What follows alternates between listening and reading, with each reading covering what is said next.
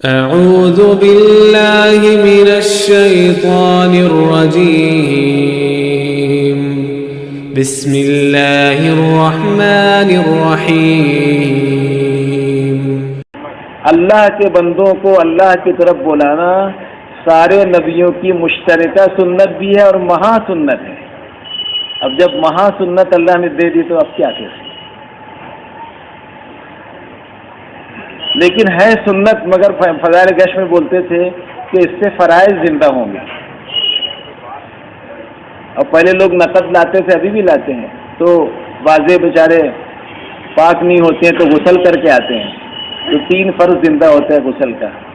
پھر وضو بھی اسی میں ہو جاتا ہے تو 4 فرض وضو بھی زندہ ہو جاتے ہیں، 7 ہو گئے۔ پھر نماز پڑھتے ہیں تو نماز کے 13 فرض یا 14 فرض، تو 20 یا 21 فرض زندہ ہو جاتے ہیں گشت کی سنت کے عمل کرنے کے لیے، 20-21 فرض۔ یہ تو ایک نماز کی سے، باقی وہ جب پورے دین پہ چلے گا تو حج بھی کرے گا، زکوٰۃ بھی دے گا، تو گویا کہ ہے تو سنت عمل،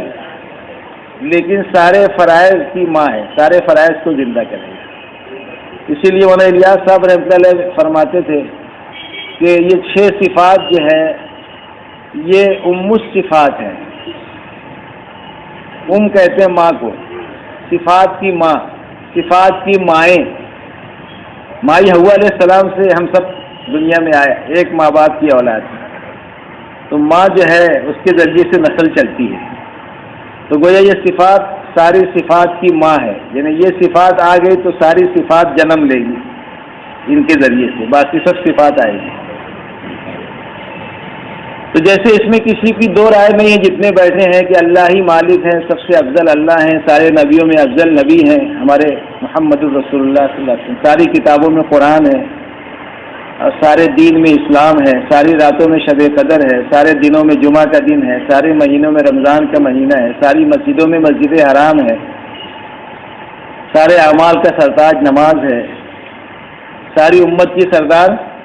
امت محمدیہ ہے، اس میں کسی کی دو رائے نہیں ہے۔ ایسی سارے اعمال کا سردار دعوت ہے، کیونکہ اس کی تصدیق تو اللہ ہی کر رہے ہیں کہ اس سے اچھا دین ہو کس کر سکتا ہے، اس سے اچھا دین وہ کس کر سکتا ہے جو اپنے دین پر چلتے ہوئے اوروں کو بھی دین کی طرف بلائے۔ لیکن یہ باتیں کہتے وقت اپنے دل میں کسی اور عمل کی خفت نہ ہو، یا اس کی تحقیر نہ ہو، یا اس کا ہلکا پن دل میں نہ آئے۔ سارے نبی نبی ہیں، ہاں، لیکن درجے کے اعتبار سے اللہ تعالیٰ نے حضور کو مقام دیا، تو یہ کہتے وقت اور نبیوں کے کا ہلکا پن دل میں نہ آئے۔ ہم دعوت کی اہمیت کہیں تو اور عمل کا ہلکا پن دل میں نہ آئے، کیونکہ فضیلت تو شریعت ہی نے بتائی ہے، لیکن اس کا یہ بھی بتایا کہ ایسا نہ ہو کہ کسی اور کی طرف سے دل میں ہلکا پن ہے، یہ اس کا خیال رکھنا ضروری ہے۔ تو یہ ساری فضیلت اس لیے بتائی گئی کہ اس امت کو وہ کام دیا گیا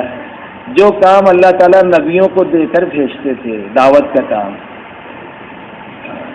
اس لیے خیر الامم کا خطاب ملا، اور اسی لیے بعد میں آئی پہلے جنت میں جائے گی سارے نبوت کی وجہ سے۔ تو کتنے بڑے ہم خوش نصیب ہیں کہ اس نسبت سے ہر ہفتے ہمارا یہاں جڑنا ہوتا ہے، یہ سب سے بڑی نسبت ہے اللہ کے کام کے لیے، نبیوں کے کام کی فکر کے لیے، اور سارے اعمال میں اونچا درجہ ہے، اسی لیے اس کی فضیلت بھی اور اعمال کے مقابلے میں زیادہ بتائی گئی۔ ایک ایک دن 1000 برس کے برابر، آدھا آدھا دن 500 برس کے برابر، ایک ایک قدم پہ 700 نیکیوں کا ملنا، 700 خطاؤں کا معاف ہونا، 700 درجات کا بلند ہونا، اللہ کے راستے کی گرد اور جہنم کا دھواں ایک جگہ جمع نہیں ہو سکتے۔ تھوڑی دیر تکلیف اٹھا لے آدمی، کوئی چیز گر جائے اور اس کو اٹھانے میں جو تعب محسوس ہو، جیسے نکیل گر گئی اونٹ کی، ایک مجاہد کی گھوڑے کی، اور اس کو اٹھانے میں جو اس کو تکلیف ہوئی، تو 30 غلام آزاد کرنے سے زیادہ اس تکلیف پر اجر ملے گا۔ تو یہ فضیلت اس لیے ہے کہ بڑا کام ہے، اس لیے اپنے دلوں میں اس کی عظمت، اس کی اہمیت ہونی چاہیے۔ عظمت اور اہمیت ہوگی، فضیلت ہوگی، تو پھر ہم اس کو اسی عظمت اور اہمیت کے ساتھ کریں گے بھی، ورنہ یہ ہوگا کہ جیسے تیسے گشت کر لیں گے، جیسے تیسے 3 دن لگا لیں گے۔ شب گزاری میں بھی پہلے تو بعض لوگ آئیں گے، تشکیل تک کے لیے آتے ہیں، چلے جاتے ہیں،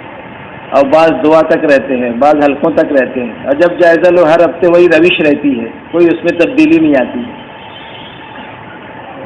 تو ایسا تو نہیں ہونا چاہیے. جبکہ مومن کا 2 دن یکساں نہیں ہوتا, وہ روز ترقی کرتا ہے قربانی کے اعتبار سے اور اللہ کی طرف بڑھنے کے اعتبار سے, دین کی محنت کے اعتبار سے. لیکن اپنی چال تو برسوں سے وہی ہو رہی ہے الا ماشاء اللہ. تو ترقی ہونی چاہیے, قربانی میں اضافہ ہو, آگے بڑھیں. جو جتنا آگے بڑھے گا, یہاں تو کوئی کسی کے آگے بڑھانے سے آگے نہیں بڑھتا ہے اور کسی کے پیچھے کرنے سے پیچھے نہیں ہٹتا ہے. یہ کام ایسا ہے جو آگے بڑھے گا, ہے نا, کیا بولتے ہیں, آگے بڑھ کے اٹھا لے, مینا اسی کا ہے جو آگے بڑھ کے